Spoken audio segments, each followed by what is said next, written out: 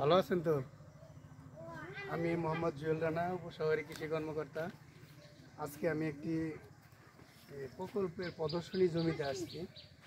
মূলত প্রকল্পটা হলো চর উন্নয়ন প্রকল্প, আধুনিক প্রযুক্তি সম্প্রসারণ প্রযুক্তি, কৃষি প্রযুক্তি সম্প্রসারণ প্রদর্শনী। এখানে উচ্চ মূল্য ফসল উৎপাদন একটি প্রদর্শনী স্থাপন করেছি। সেখানে অফিস কর্তৃক মালচিং পদ্ধতিতে আমরা সবজি চাষ করছি, ফুলকপি। এটি মূলত একটি লেট ভ্যারাইটি। তো প্রযুক্তিগত দিক দিয়ে এখানে যতগুলো প্রযুক্তি আছে আমি সবগুলো চেষ্টা করছি ব্যবহার করার জন্য, কৃষক যাতে তার কাঙ্ক্ষিত সুবিধা পায়।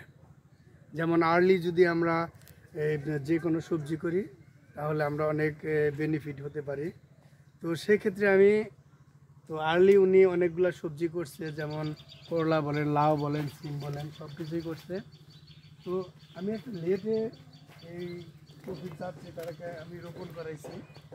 তো আশা করি সে ভালো একটা রেজাল্ট পাবে। আপনারা দেখতে পাচ্ছেন প্রচুর পরিমাণে খাদ্য রয়েছে, খাদ্যের কোনো ঘাটতি নেই।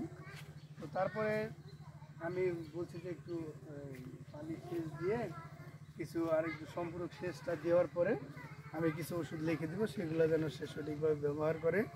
এবং একটা ছত্রাকনাশক পাশাপাশি ম্যানকোজেব গ্রুপের ম্যানসার আছে, কিংবা ম্যানকোজেব আর মেটালক্সিল গ্রুপের সংমিশ্রণে একটা ওষুধ যদি স্প্রে করে দেওয়া যায়, সাথে একটা নর্মাল একটা সাইপারমেথিন কিংবা ল্যামরাসাই হেলিথিন গ্রুপের একটা ওষুধ স্প্রে করে দিলে গাছটা অনেক আরও সতেজ থাকবে। এবং এখানে যে জিনিসটা আমি পরিলক্ষিত হয়েছি যে কফির জমিতে প্রচুর আগাছা জন্মে, এবং এই আগাছা এই মালচিং পদ্ধতি ব্যবহার করার ফলে দেখা যায় যে আগাছাগুলো নেই বললেই চলে।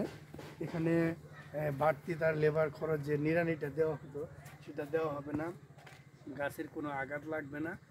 আমরা এখান থেকে সম্পূরক সেচটা দিতে পারবো এবং এখানে আমরা সার ব্যবহার করে দিতে পারবো। তো যা হোক, আমরা আজকের মতো এখানে আমি বিদায় নিচ্ছি এবং পরবর্তীতে